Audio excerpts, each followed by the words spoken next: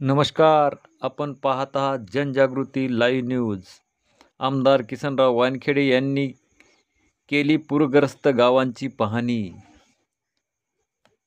उमरखेड तालुक्यातील 15 व 16 ऑगस्ट रोजी ढगफुटी सदृश्य पाऊस झाल्याने उमरखेड तालुक्यातील चातारी, देवसरी, कारखेड, दिगडी, उंचवडत, खरूस, साखरा, चालगणी, कोपरा, बोरी, मानकेश्वर या गावांतील शेतशिवार व गावातील घरांमध्ये पुराचे पाणी शिरल्याने झालेल्या नुकसानीचे पंचनामे करून लोकांना ताबडतोब मदत द्यावी असे आवाहन आमदार किसनराव वानखेडे यांनी मतखंडातील गावातील लोकांच्या घराची पाहणी करताना प्रशासनाला केले. यावेळी त्यांच्यासोबत भाजपा तालुका अध्यक्ष विठ्ठलराव वानखेडे, माजी तालुका अध्यक्ष सुदर्शन रावते, परमानंद कदम, गजानन वाघमारे, ॲडव्होकेट अनिल माने, माधव माने, बालाजी माने इत्यादी पदाधिकारी उपस्थित होते.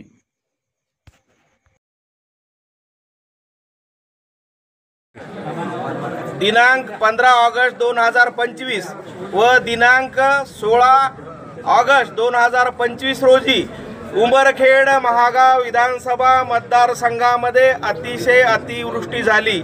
एवढंच नव्हे तर काही दराटी असो, काही भागामध्ये ढगफुटी झाली. एवढंच नाही तर आमच्या येथील गुरुदेव पेनगंगा प्रकल्प इसापूर धरण आहे, हे उमरखेड तालुक्यामध्ये आहे आणि महागाव तालुक्यामध्ये पूस धरण आहे वेणीजवळ.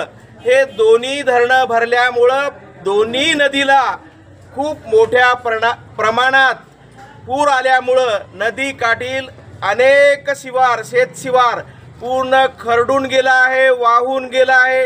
एवढंच नव्हे तर जे नदीच्या काठ गाव असतील किंवा नाल्याच्या काठाला गाव असतील, अनेक लोकांच्या घरामध्ये पाणी अक्षरशः घुसलं आहे. अनेक लोकांचं अन्न, ज्वारी असो की धान्य साठवणूक असो, संपूर्ण खराब झाली आहे.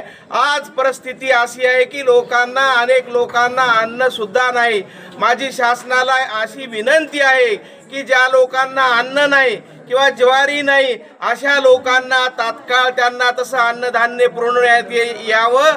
त्याचबरोबर ज्या लोकांची शेती गेली, खरडून गेली, ज्या लोकांचे घरं पडले, लोकांच्या घरामधील अनेक साहित्य वाहून गेले, गुरांचं नुकसान झालं. एवढंच नव्हे तर महागाव तालुक्यामध्ये धारमोवामध्ये एका व्यक्तीचा वाहून जाऊन मृत्यू झाला. अशा संपूर्ण उमरखेड महागाव विधानसभा मतदारसंघातील माझ्या जनतेला, गोरगरिबांना तात्काळ मदत देण्यात यावी अशी मी शासनाला किंवा पदाधिकाऱ्यांना ह्या ठिकाणी विनंती करतो. कोणत्याही प्रकारे कामात कुचराई करू नये, अन्यथा त्याच्याबद्दल आपण जबाबदार राहाल एवढी ह्या ठिकाणी मी विनंती करतो. मला आशा आहे की माझा अधिकारी वर्ग सुद्धा ह्या ठिकाणी माझ्या जनतेला सहकार्य करेल व माझं सरकार सुद्धा या ठिकाणी जनतेला सहकार्य करेल, अशा प्रकारची मी या ठिकाणी अपेक्षा करतो. धन्यवाद.